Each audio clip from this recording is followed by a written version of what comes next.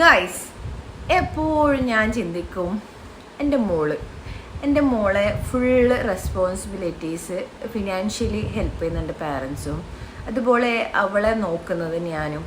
ഇപ്പോൾ എൻ്റെ പാരൻസ് തന്നെയാണ് ലീലേച്ചിനെ വെച്ചിട്ടുള്ളത്, ബിക്കോസ് എൻ്റെ മെൻ്റൽ ഹെൽത്ത് ഇമ്പ്രൂവ്മെൻ്റ് ആവാൻ.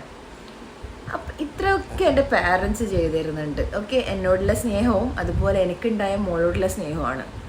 ശരിക്കും പറഞ്ഞാൽ ഇവൻ്റെ പാരൻസിനൊന്നും ഇങ്ങനത്തെ ഫീലിങ്സ് ഇല്ലേ?